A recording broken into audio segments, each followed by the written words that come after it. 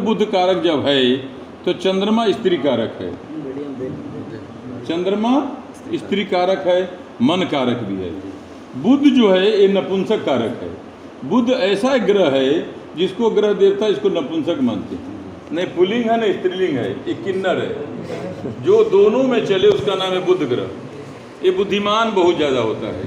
अगर किसी की फांसी सजा हो रही हो, इसको 1 लाख रुपए का आमदनी होगा तो कहेगा 1 लाख रुपए हमको दे तो फांसी करा दो, उसका नाम है बुध। आप इशारा समझिए, यह बहुत बुद्धिमान जाति है। ये अपना सुख देखता, दूसरे के सुख की चिंता इसको नहीं, उसको नाम है बुध। इसलिए कन्या राशि और मिथुन राशि ये जब भी आप देखेंगे तो द्विभक्त होते हैं लोग, ये दोनों पैटर्न पर चलते हैं। गोदुलिया जाएंगे तो वहाँ ब्रह्मचारी को कितना दक्षिणा मिलेगा, और गीता मंदिर जाएंगे तो वहाँ ब्रह्मचारी को कितना दक्षिणा, उसको कहते हैं बुद्ध। अब ये विवाह की रेखा है, ये विवाह की रेखा है। कल हमने आपको ये भी बताया था, ये क्या है, एक गुप्त विद्या कारक है। मनोविज्ञान का गुप्त कारक विद्या रेखा यही है।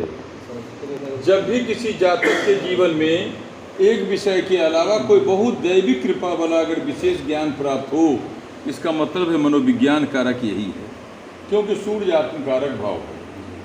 तो जब सूर्य आत्मकारक भाव है, जब व्यक्ति अपने जीवन में बहुत निश्चल होता है तो देखेगा वो किसी के कष्ट को सहन नहीं कर सकता, ये निश्चित समझिए। वह अपना अंग वस्त्र भी निकाल के किसी को प्रदान कर देता है, वह सूर्य आत्मकारक भाव। अब उसको सपोर्ट कौन करता है देखिए, जबकि सूर्य के साथ शुक्र की शत्रुता तो है, लेकिन सूर्य के साथ शुक्र भी उसमें सहयोगी रहता है। ये शुक्र है, मंगल है।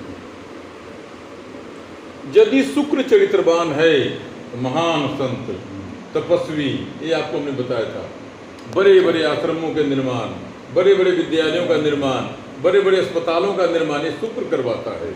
और उसमें सपोर्ट कौन करता है, सूर्य करता है। आत्मकारक भाव उनके प्रति जिज्ञासा पैदा करता है कि तुमको भगवान इतना वैभव दिया, संपत्ति दिया, एक कुछ न कुछ इनके लिए करो। मंगल शत्रुता का भाव शुक्र से रखता है, ये देखिए, यही मंगल है। मंगल सम में ही विरोध होता है। पति पत्नी में समता होने के बाद भी शाम को लात घुस से खूब चलते हैं, वो भी समता मूलक संबंध है, समझ गए।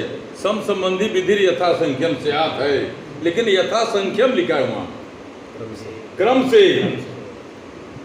ये व्याकरण के महाराज जी इनको छूते हैं तो थोड़ा अका समय दीर्घ होने लगता है, इसलिए उसमें लिखा है यथा संख्यम, माने क्रमानुसारेण, जब जैसा होगा उस हिसाब से कमंडल में मीठा डाल देंगे, उसको कहते हैं मंगल।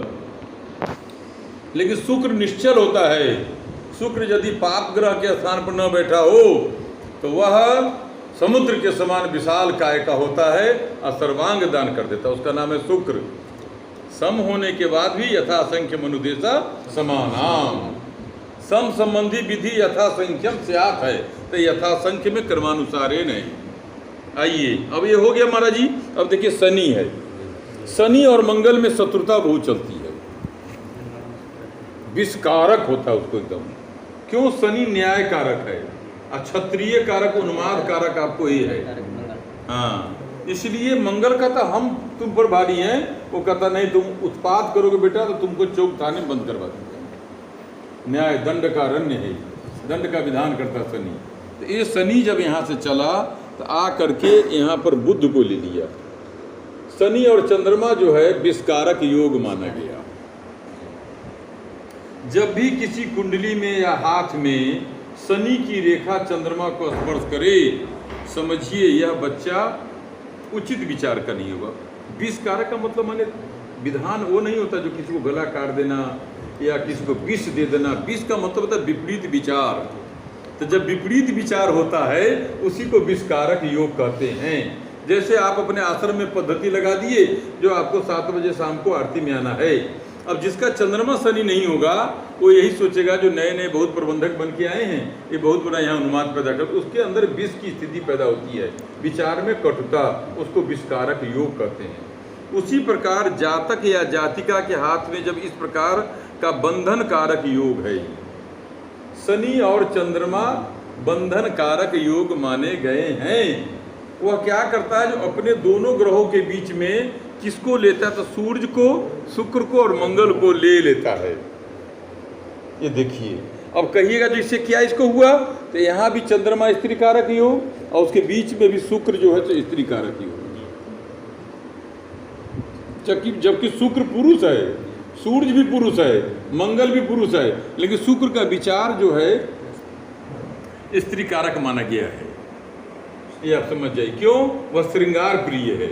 तो जहाँ अत्यधिक श्रृंगार होती है वहीं शरीर का सर्वनाश भी होता है स्वामी। जहाँ अत्यधिक आपको देखिएगा कामनाएं होती है वहीं पर समर्पण भी होता है। इसलिए यहाँ ये जो है ये चंद्रमा के साथ मिल करके इस प्रेम संबंध में विषकारक योग बनाता है। ऊंच नीच का भेदभाव न भी हो फिर भी संबंध बनाने में यह सहयोग करता है। इसी को कहते हैं शनि चंद्र विषकारक योग। अब देखिए, चंद्रमा और बुध दोनों एक पर्व पर है। चंद्रमा बुध को अच्छा मानता है लेकिन बुध चंद्रमा को अच्छा नहीं मानता। यही ना है पंडित जी, कि और कुछ है? ये सब ज्योतिष वाले बैठे हैं। बुध कभी भी चंद्रमा को अपना माने शुभ चीज नहीं मानता, शत्रु मानता, जबकि चंद्रमा कहता ओम नमो नारायण।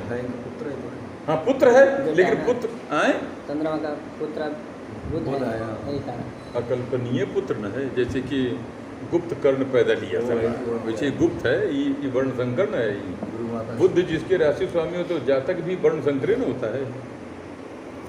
स्त्री पुरुष के देखिएगा जो